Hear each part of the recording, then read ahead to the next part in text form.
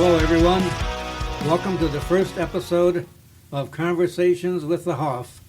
I'm Steve Hoffman, and I'm a conservative libertarian, also known as a conservatarian. And with us in the studio today, where we have our glorious leader, Trip Detmering, who's the executive director of Liberty Crack Media. Trip, how you doing? Real good, and we're broadcasting. This is a kind of monumental. This is going to be the first broadcast. We're kind of breaking the hymen of the studio at the Forum in Surfside. And so I want our listeners to know if they want to do podcasts with us, this is the place to be. Well, great, Trip. I know you're a busy guy. That's an interesting introduction there. Trip's a busy guy. He also does podcasts. One of the ones that's taken off right now is Liberty on Nicotine, kind of a cigar aficionado type of podcast. But today's subject that I'm going to talk about is Obamacare.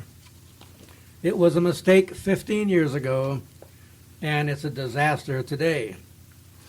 Now, I've got 6 pages of facts and figures that I could go through about the trials and tribulations of those who have to experience Obamacare. No, wait a minute. I thought everyone loved Obamacare. It provides health insurance for all Americans, or however you want to put that out there for the listeners. But, I mean, this is great. You don't have to lose your doctor if you don't want to, and you know, the health care is almost free, right?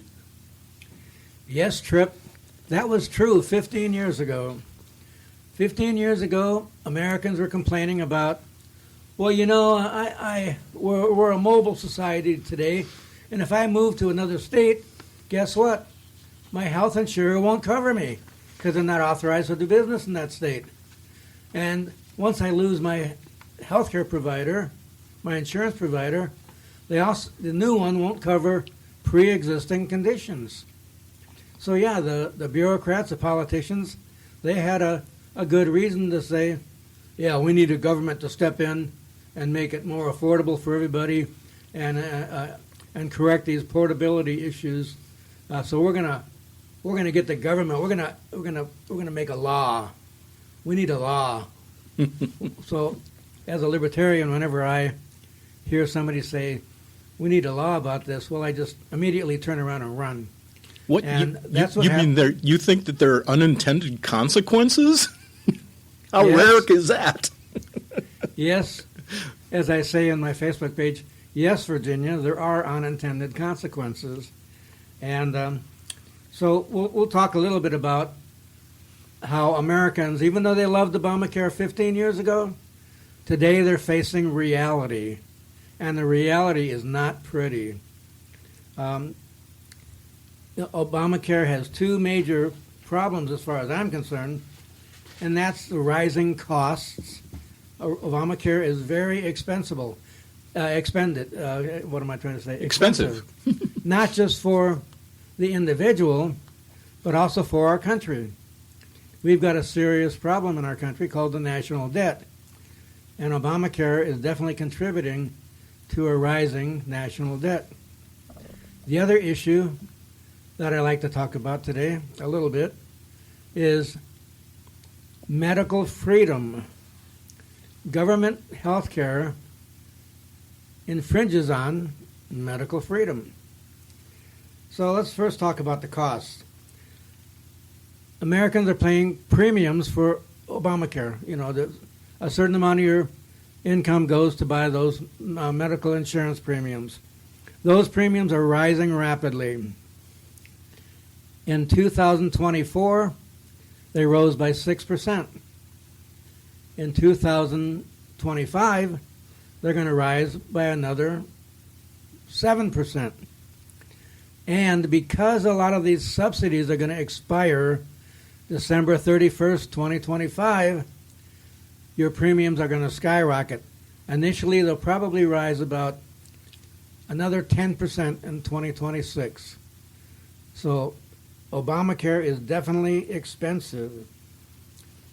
And one of the reasons that they're expensive is that it's a government-run program. The bureaucrats really get off on writing mandates and regulations that these providers have to comply with. Now, if you're a small company, that's very difficult. It can have an impact on your overall profitability. It can have an impact on the survivability of your small company because you don't have the resources, the people, the money to comply with all of those rules and regulations. There's a lot of paperwork involved. Or the bigger companies, it's no problem. They have the people, they have the resources, they have the capital that they can apply to meet with the mandates. Okay, what does that do? It causes massive consolidation within the industry. The small companies, because they have to spend so much money complying, eventually go out of business, or they decide to merge with a larger company. And that's happened quite a lot, especially in the hospitals. From 2010 to 2017, there were 778 hospital mergers. Holy cow. The providers of healthcare, primary provider of healthcare in our system, they had to merge to survive. And the large systems increased from 53% in 2005 to over 66% in 2017. And it's even larger today. Wow. Okay. Another reason why Obamacare is so expensive is the insurance companies must have been involved in writing that piece of legislation. You know they were involved because in that legislation it says that any losses covered by the insurance companies have to be covered by the government. Covered by the government? I know what that means. That means covered by you, the taxpayer. And so if they have a loss, by it costs too much for your Medicare, and they pay the premium, but it cuts into their profits, you pay for it as a taxpayer. These subsidies are not minor. In 2017, the government paid $1 trillion in subsidies to the healthcare insurance companies under Obamacare. By 2024, that amount came to $2 trillion. The healthcare system run by your federal government accounts for over 12% of the federal budget. 12% of the federal budget. Wow. Okay, Virginia's telling me it's time to take a chill pill. Well, I'm sorry, but I have found that going on a libertarian rant, it does much better in calming me down than a chill pill does. Time for my rant.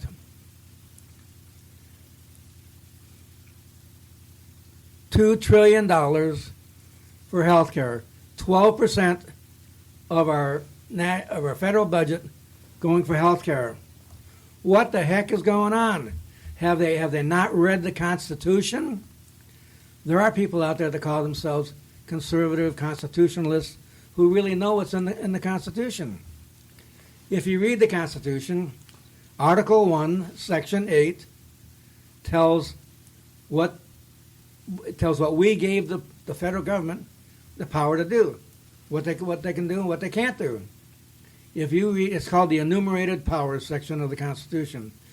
I dare you to read that section, Article 1, Section 8, and find the words health care or even medicine anywhere in that.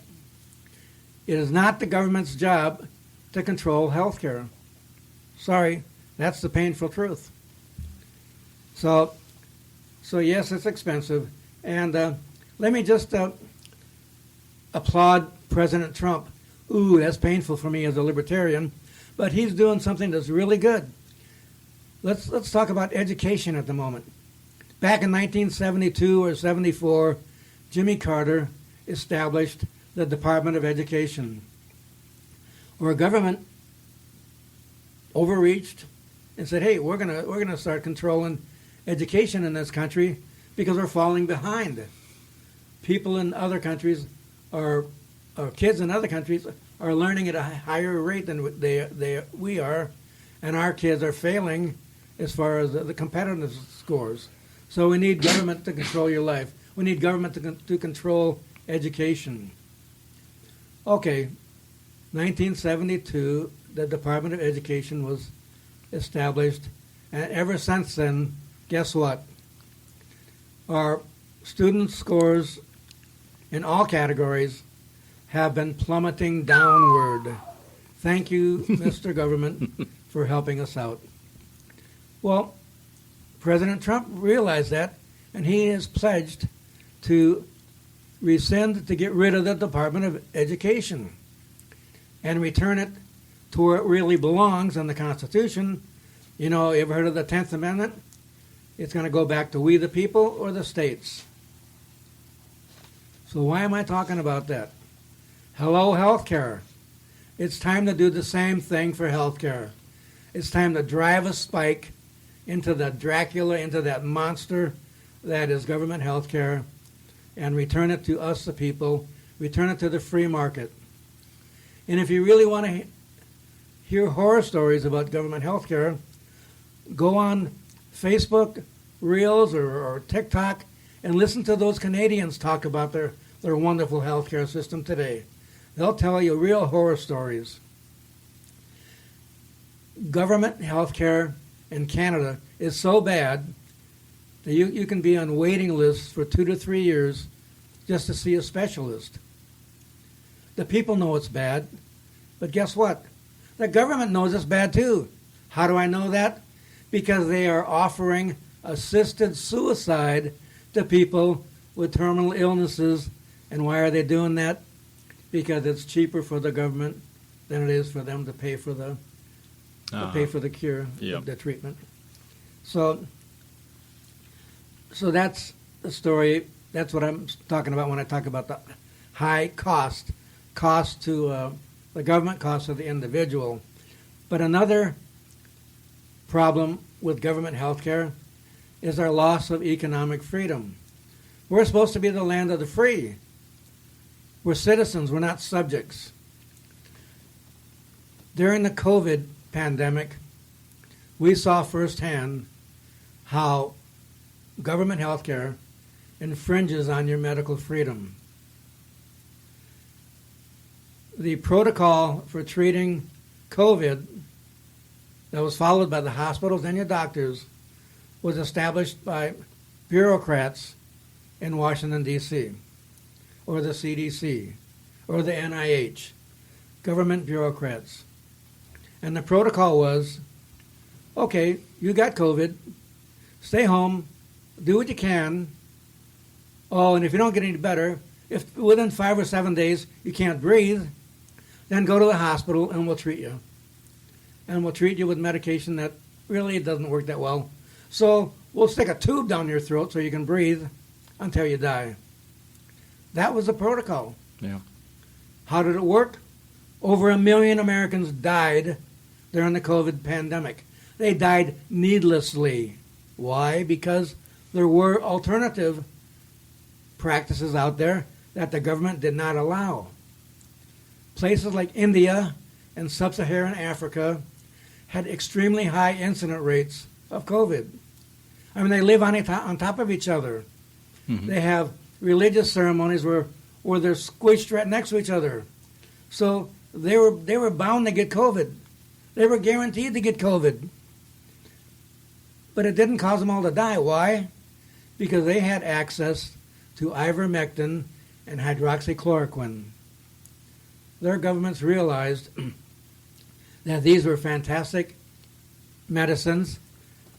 Ivermectin cost maybe 10 cents to make a pill. That's it. That's all it costs. And so in India, while they had a high incident rate of catching COVID, they had a very, very low mortality rate, especially compared to the United States. Oh, yeah. The same way in sub-Saharan Africa, where they'd been taking hydroxychloroquine for years because it's a medication to fight malaria. Mm-hmm. Widely available, relatively inexpensive, and they too had a very, very low mortality rate compared to the most advanced country on earth, the United States. And instead, our government actively prohibited us from getting ivermectin. There's a really good book, if you want to know that, if you really don't believe yet that the government's not your friend, read The War on Ivermectin. Fantastic book. So government health care definitely infringes on our individual liberty. So I can sit here and talk about how bad the Affordable Care Act is, but there are solutions. Now, I've got plenty of solutions that I could read, and it would put you to sleep. So I'm just going to go through the core. What are the core elements to libertarian solutions? First off, we believe in limited government. Remember I talked about the Constitution. And limited government, if we really had limited government, the government wouldn't be messing with health care. It would be a function of the free market. So we want to minimize federal control over health care financing and delivery. Consumer choice. We believe that the consumer is king. You as the individual should have free choice.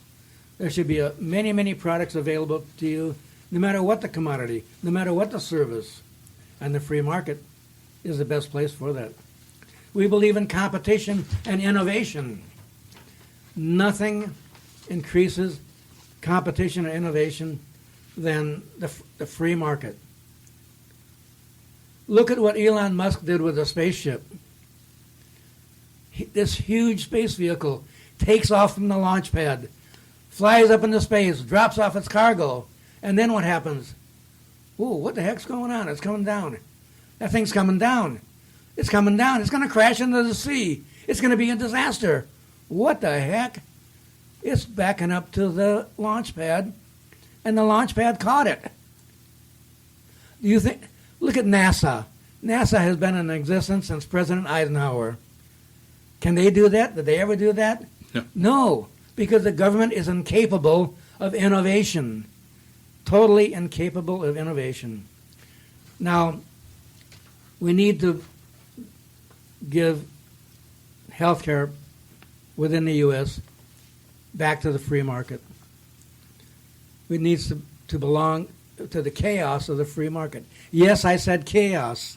Chaos is a beautiful thing. I often say that a little anarchy is a beautiful thing too. Yeah. But out of chaos comes competition and innovation.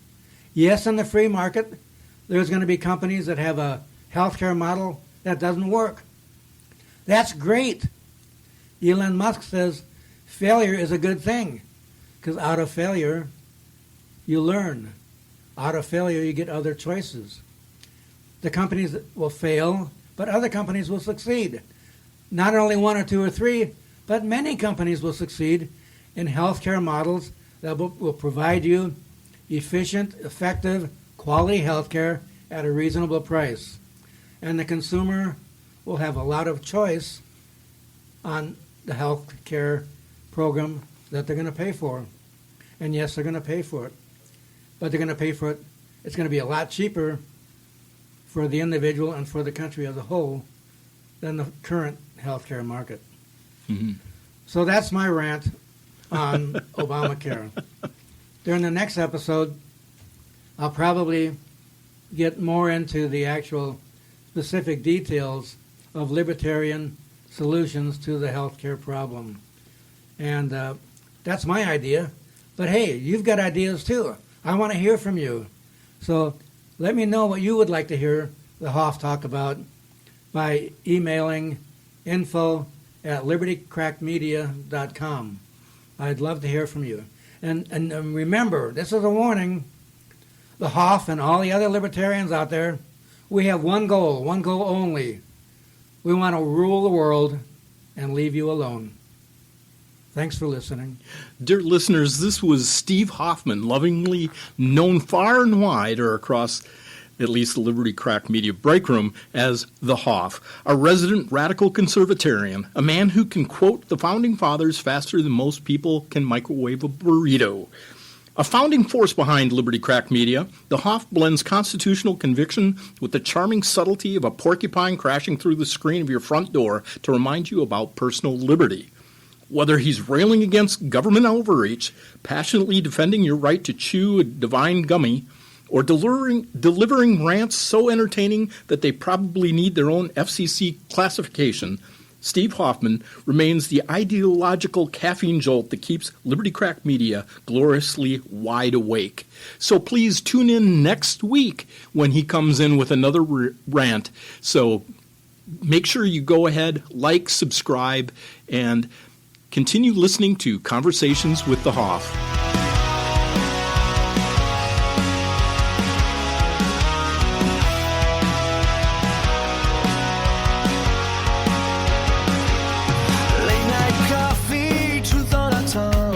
Talking freedom while the radio hums. Less red tape and more open doors. The founder's vision we're fighting for. Hands off my dreams. Hands off my pay. Let the people chart their own way. Conversations with the Hoff. Liberty's the hill we're walking off. From Main Street lights to the courthouse steps. We'll say what we mean and mean what we say. Bibles open on the dashboard ledge. Constitution burning through the pledge. No kings here, just the rule of law and the right to speak without a flaw. Hands off my dreams, hands off my pay. Let the people chart their own way. Conversations with the Hoff. Liberty's the hill we're walking off. From Wayne Street lights to the courthouse steps. We'll say what we mean and mean what we say.